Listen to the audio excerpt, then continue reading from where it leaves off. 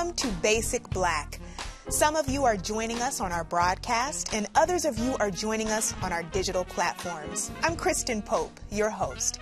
We have a great show for you tonight about the history of black dolls. Black dolls have been around since the 1800s in different shapes, sizes, and styles. Dolls help with a child's development and their ability to see and imagine themselves in the world. So for kids of color, owning a doll that looks like them with the same skin tone, similar features, and even hair texture is a beautiful thing. Joining me tonight to discuss is Widline Pyrame, founder and CEO of Fusion Dolls, with a store in the Westgate Mall in Brockton, Massachusetts. Debra Britt, founder and executive director of the National Black Doll Museum of History and Culture in North Attleboro, Massachusetts. Lisa Simmons, artistic executive director of the Roxbury International Film Festival, and Dr. Tahira Abdullah Swain, an associate professor of psychology at UMass Boston. Thank you all. Welcome. Oh, thank you. Thanks for having us. I'm so happy that we are having this conversation in Black History Month. I want to start off with a question.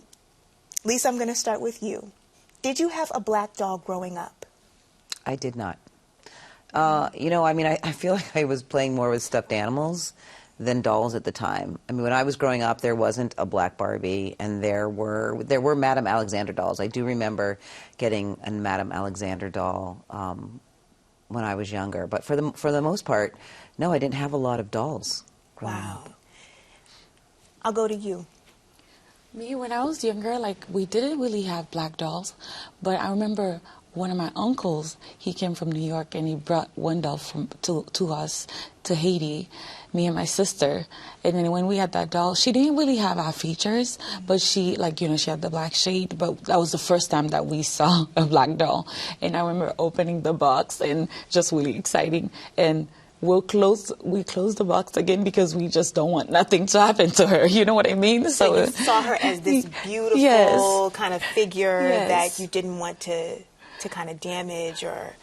Yeah, so she was so precious. So we'll play with her. You know, sometimes when kids have dolls, they play with her. Sometimes they cut their hair. No, we just really, you know, preserve our doll and put her back in the box. And it was really exciting to be able to see that. Debra, how about you? I had a black doll.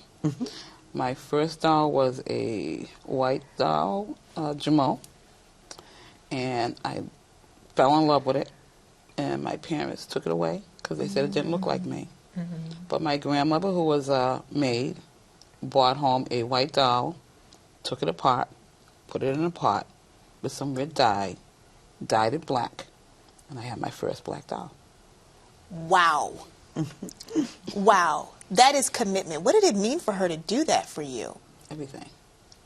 Everything. My grandmother was everything to me. She showed me how to make dolls, made me feel empowered, made me feel beautiful. Wow. Tahira, how about you? I did have black dolls growing up. I was lucky to have a few of them. I remember my favorite one was Kenya, and you could braid her hair, put beads in her hair, all of that. So yeah, I was really lucky to have like a variety. I had maybe 3 that I can remember having. Kenya had a Huggy Bean, and then I don't remember the other doll's name, but she looked more like Barbie, but I don't think she was an actual Barbie. So it's interesting to hear the different stories and how, you know, we are all of you are participating in some form of representation for black people. And Lisa, I'll come back to you about representation. You didn't have black dolls growing up, and you said it really wasn't a thing, you know, that you played with. You focused on stuffed animals. Right. But I think that as, you know, as I grew up having, you know, seeing these black dolls, and I know the Kenya doll, and yeah, but I mean, I think it is all about representation. I think it's really important, and I think it's interesting to look at the evolution and the history of black dolls that Deborah's going to talk a little bit about, and match that with media and how representations of black people in media have changed over the course of time, obviously from, you know, Jim Crow to present day, and how the black doll evolution has gone with it. That to me is fascinating, and being in media is really fascinating. From when we saw Sarah Jane throwing away the doll Nancy that she got in Imitation of Life because it was negativity, to, you know, to now when you have the Kenya doll in Queen Sugar, Blue is playing with this doll, and it just is, it's being used as so much about the representation, right? And so I think that for growing up, not necessarily having the Madame Alexander dolls, which were really the precious dolls too, you didn't really want to play with them. You know, to what kids have today, I think it's so important. And I do want to say we have both of those clips. We have the clip about with Sarah Jane from Imitation of Life, and we also have the clip from Queen Sugar. But I think that one of the things I found fascinating about what you said, Lisa, is all these examples you have now. You cited all these examples that we know have not always been there. So, Deborah, I'm going to bring it. Take us back. Take us back, Deborah. Bring us through the journey a bit, as you know, as concisely as you have in the time that we have here. But bring us back to the history. Okay, history. First dolls were African dolls. So we have to remember where we come from, our roots. Yes. And so there was the paddle doll that was in Africa, and most African dolls were made, which is interesting. Most African dolls were made for educational purposes, religious, spiritual reasons.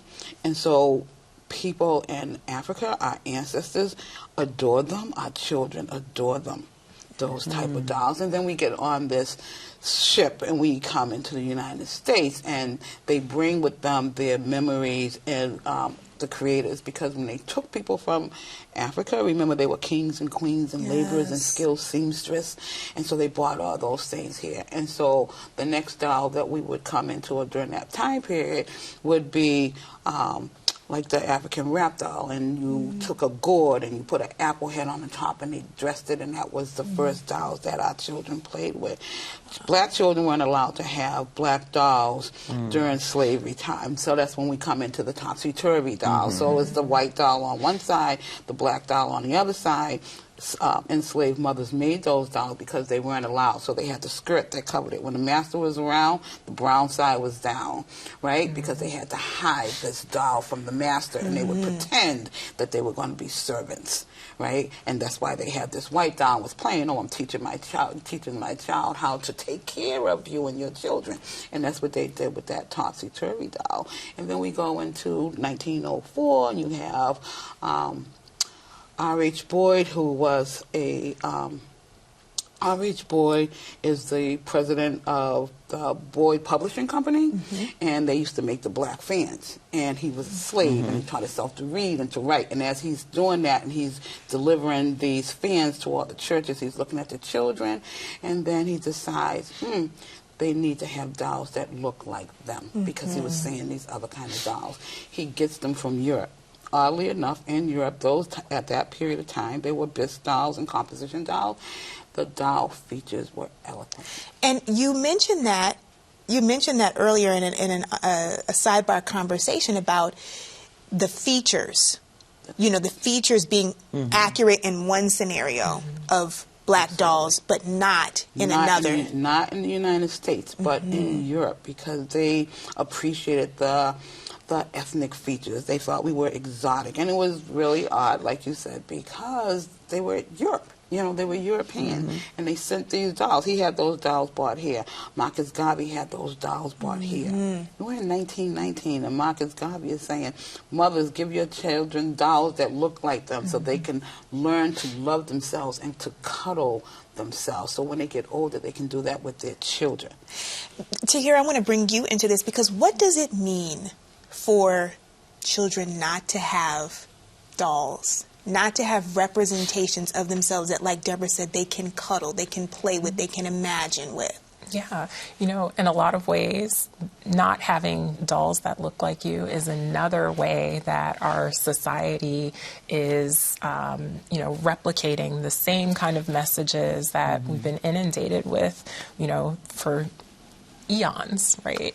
The messages about, you know, a lack of self-worth or a lack of worth of black people, And so, you know, hearing you talk about the history of the topsy-turvy doll just really makes me think about how critical it was to the mothers of those enslaved children to make sure that their kids were able to see representations of themselves, even in the midst of, you know, being part of being enslaved, right?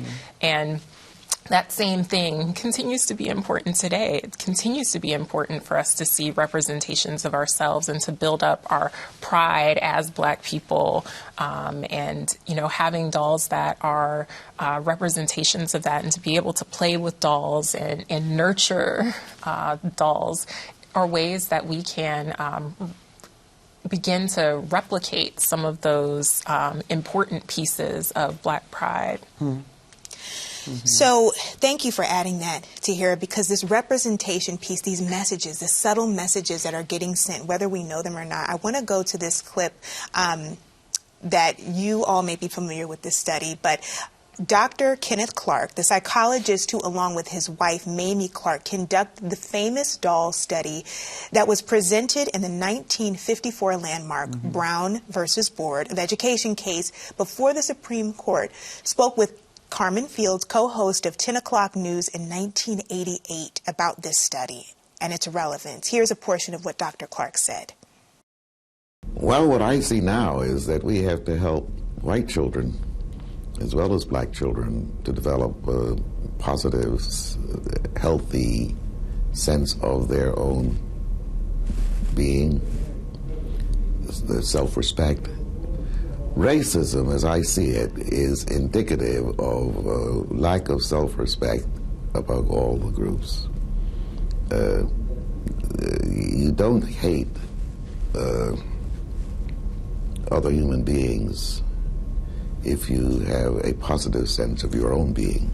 Have those dolls there as the beginning of communicating a sense of humanity and decency.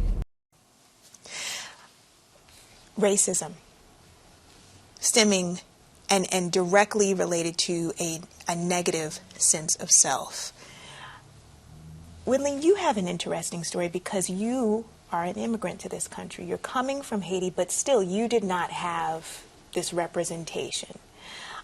Did you feel that you have a negative self of worth as a result? I mean, for me, like when I was younger, we really didn't. We only had that one doll, and her hair was not like mine. I remember wanting my hair to be just like my doll, which was straight. And at the age of 9 years old, I remember just wanting my hair to be straight, and I didn't like my kinky curly hair. So what I did was, I used to always see people perm their hair. I perm my hair without my mom knowing, and then and it was crazy because my hair started falling, and it wasn't until I got older that I started to really love my hair, love my natural hair, and learn how to, you know, do my natural hair. And then few years later, I did my locks, and after that, Fusion Doll was born, because I believe, you know, it's so important for us to love who we are, and our hair is our crown. And there's so many things out there that, you know, all of us come from different backgrounds.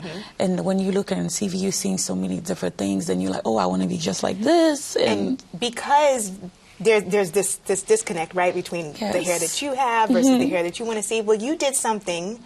We don't want to run past that. Talk to us about Fusion Dolls. Yeah, so Fusion Dolls is definitely my baby. Okay, Fusion Doll was born, and in the midst of everything, after I started to really love my hair texture, and I'm like, okay, it's important for our kids to have dolls that look like them. So Fusion Doll is all about representation, and when you come, you see the dolls that look like you, and the kids are so excited. And I remember when I first started, I was selling in different places, and now we have our own store where the kids can come, and they grab their parents' hand to just run in the store because they finally see something that they can, you know, connect with, that they can see themselves in.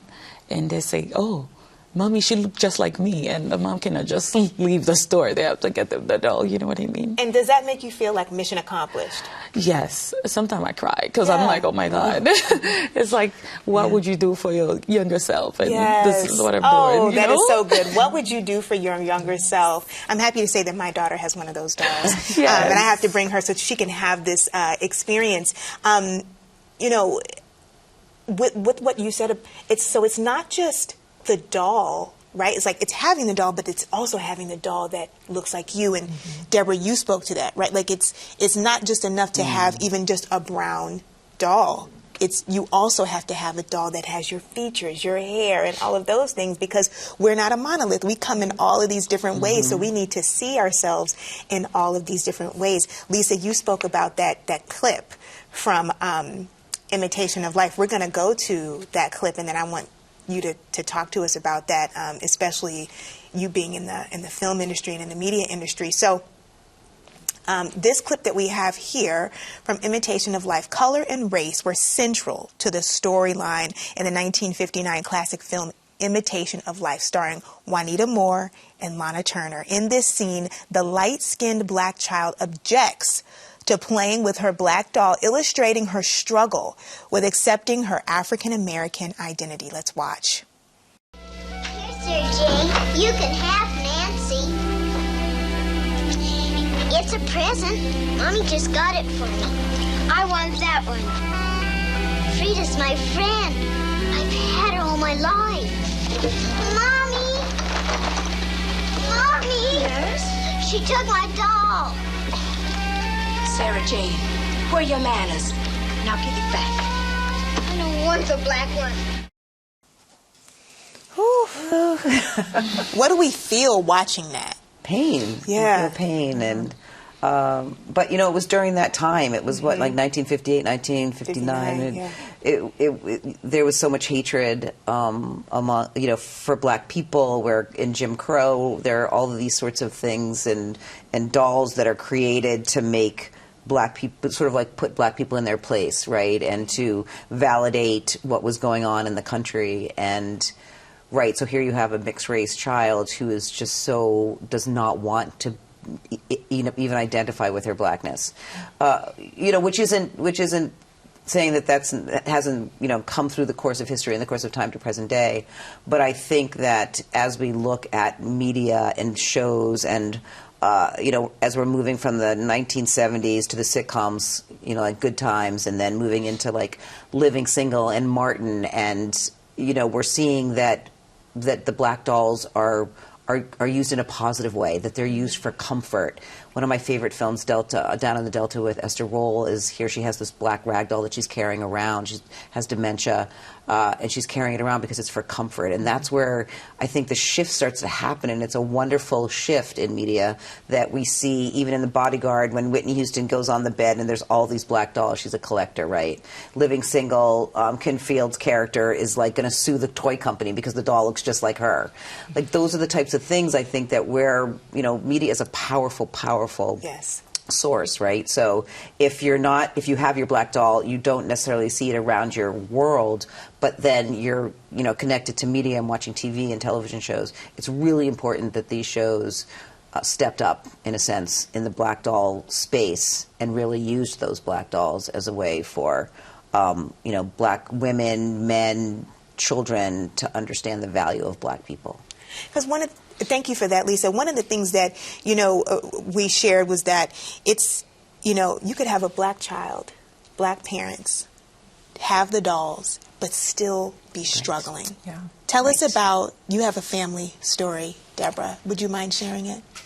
My family story. A family story of, you know, a child who was struggling, even with all of this beautiful blackness, still was struggling with representation. From a strong family. Yes, it right. just upset me. I had a nephew who was 5, and we were on a soccer field, and he said, I don't want to be black.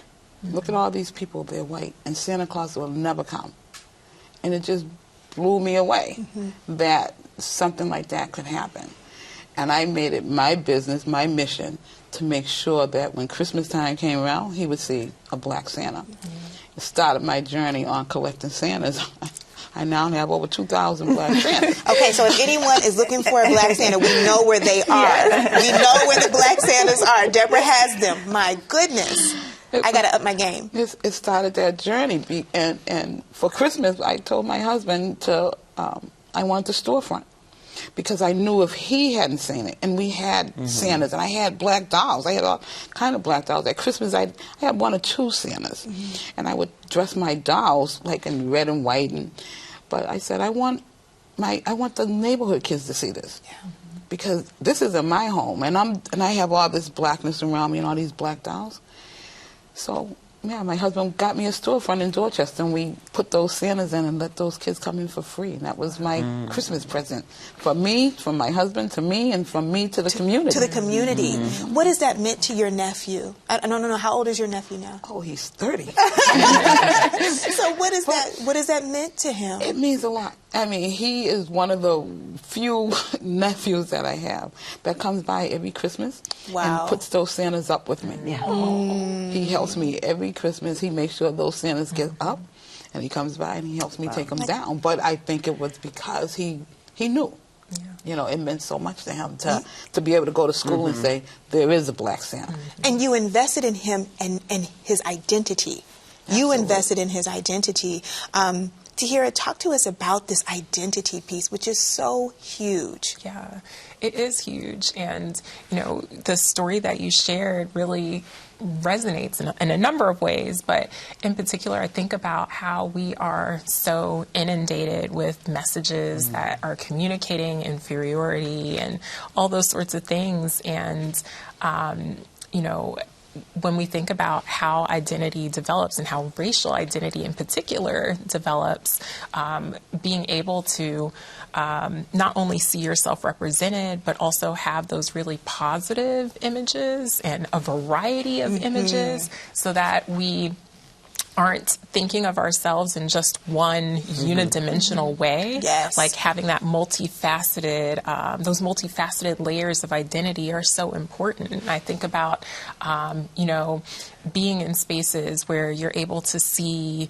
you know, the wide variety of possibilities and how important that is for the formation of a strong racial identity for Black kids. And something that you said, Tahira, reminds me of just the way we are not a monolith, these messages have to be everywhere. Yes. And they have to be everywhere. And we're reminded that in other ways, they are everywhere.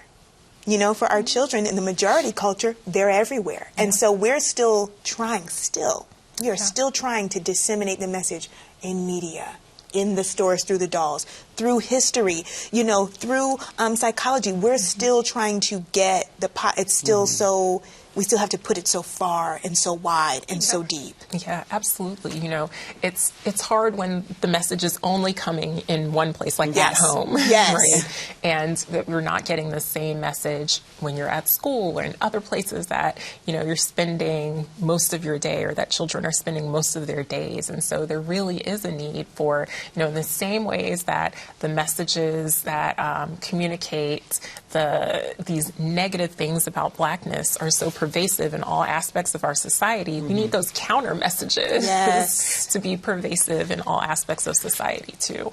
So I want us to be left with hope. I mean, I feel like I'm sitting in hope. You know, I feel like I'm sitting in hope, but with the couple minutes that we have left, just a little bit of time, Lisa, what's the hope that we have in this moment?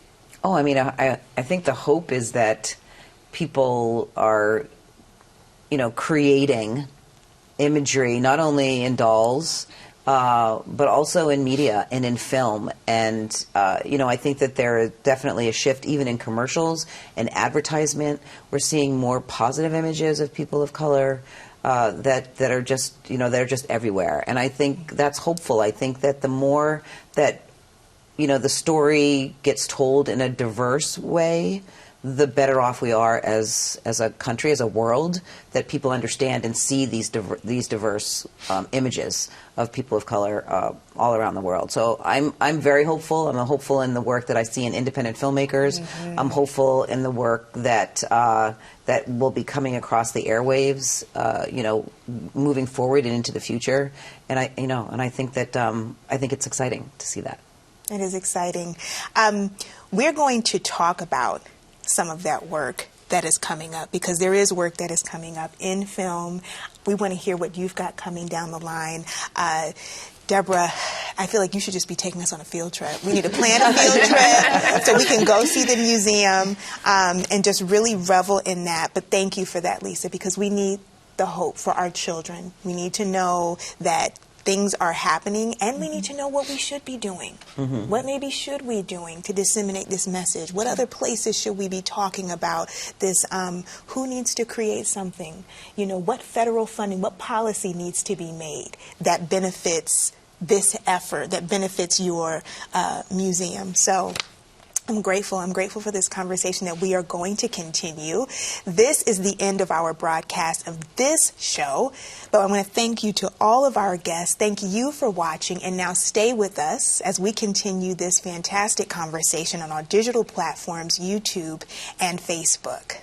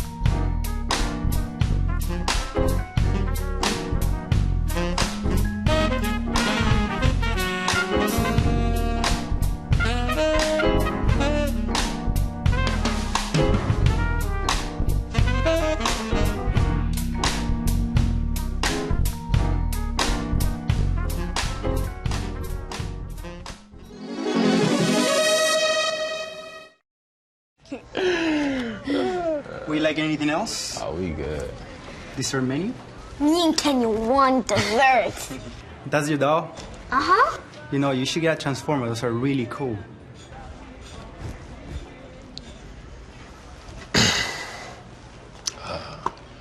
We gonna get 2 ice cream sundaes. All the toppings y'all got. One for my son, and one for his doll. You got me? Not a problem. All right.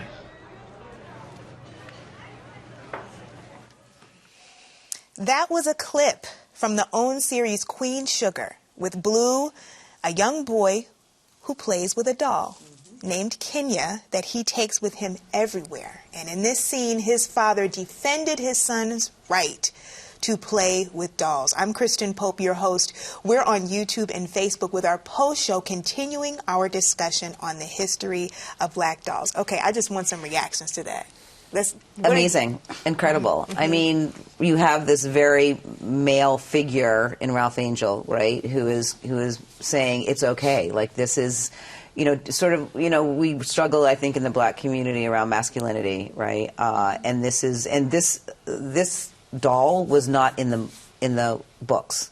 Ava added this because she really wanted to sort of explore this whole issue around masculinity and debunking that, and understanding that children should just be children, and it's okay for boys to play with dolls, for girls to play with action figures, and let's not just pigeonhole, you know, kids. Let them be who they are. And that doll, if you know the story, you know the situation that's going on there, that black doll, girl dog Kenya, was very important and a really survival for him as he was going through all this trauma. And so I think it's beautiful. Thank you, Ava.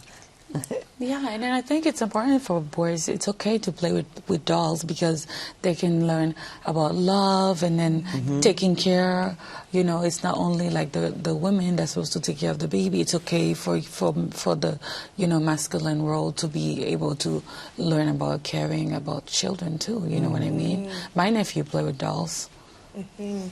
Debra. Just interesting enough, at the museum we teach doll making, and we go into the schools. And I've gone into Lexington High School many a times, and the students that play and make the dolls the most are the 17-year-old black males. Wow. So that's when I just saw that. I remember, because I remember a principal coming in the classroom saying these boys had skipped class to come into this doll making workshop. And the principal was, "You're going to go and you're going to be in trouble. You're not supposed to be here." And he's like getting on these kids. And he said, "You're going to have a punishment." And I looked at him and I said, because they had skipped class to come to me. Class. And I said to the principal, what the punishment should be is you need to make them write an essay telling you what I'm giving them that you're not, that they want to be here, because they were creating a doll of themselves in their own image. Wow. And that's what they were doing. And these are 17-year-old boys, and they're like, "Miss Deb, don't let anybody touch my stuff. I'm going to lunch. I'll be back." You know, and they're really holding on to their pieces of, fabric and stuff that they had. So, yeah, it's okay for them to have a doll, because they're looking for themselves like girls look for themselves. They need that self-esteem. They don't see those images. Exactly. They need that self-esteem. And I'm saying to them, look at all the famous designers, Byron Lyles, Robin Best, all of these men that are creating fashion, and they're using a doll to start. To create these clothing for us. So don't stop this creativity. This is their imagination. They're imagining themselves. Absolutely. Oh my gosh. And in many ways, the highest version of themselves, an untainted version of themselves. Tahira. That imagination is so important. And, Ralph Angel, saying what he said to the waiter was not only a communication to the waiter, it was a communication to his son, which I think is so powerful and so important to be able to protect that innocence. I want to come back to you, Debra, because thinking about boys, and you have all these dolls, do you think that boys can, evidently they can play with both, but what about the representation? Do you have a lot of male dolls? Yeah, lots. Lots, we have G.I. Joe. We tell the story of the Hellfighters. We do, the coverage. We have policemen and firemen. We have all the sports figures. We have all the musical figures. So they can find themselves there. And then we just have dolls that other boys have made. And when you look at, again, we have a large collection from Africa, and you can see the skills that these dolls were created. The boys just lose it. It's a wonderful thing to see young men and fathers. Fathers bringing their daughters and sitting down with their daughters to make a doll and saying to other men, "This is how we connect." Right. This is how we connect. And these men, these fathers, they get it. This is powerful, because that's a whole other paradigm. It's a whole other paradigm to identity, breaking down stigmas, being useful, using your hands, like you said, taking care of something, seeing your identity in something. Okay, this isn't, it's not negative, but can we talk about Barbie?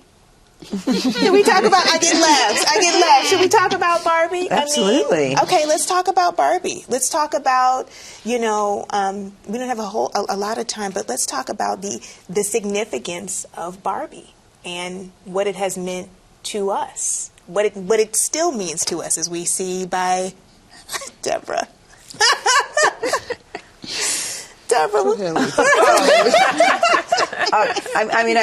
Barbie is significant. Yes. We can't say, you can't say have it's the doll not. conversation, right?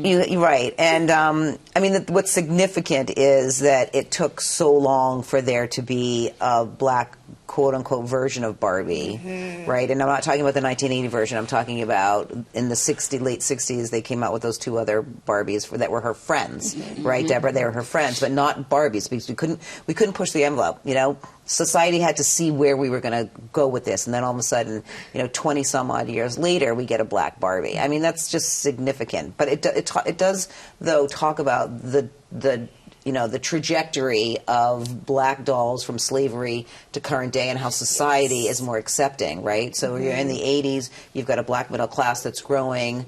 It's not like we were talking about this, that it's not about, oh, we feel really bad, we should create a black Barbie. It's like, no, we're going to make some money off of this. Because now there's buying power in the black community, and the black community can now buy Barbies for their kids and black dolls, and all of a sudden you see this explosion of black dolls and black doll makers. And then you see, like I said before, the transformation in TV and television about the positivity of black dolls in the lives of black people.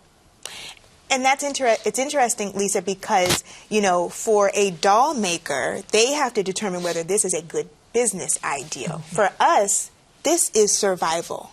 This is thrival in our home. This is, our children in psychological safety where they are because they see themselves not just, in their parents and siblings, but in their dolls, on TV, on film, in stores, and things like that. Like, it's so much bigger for us. The significance is so much greater.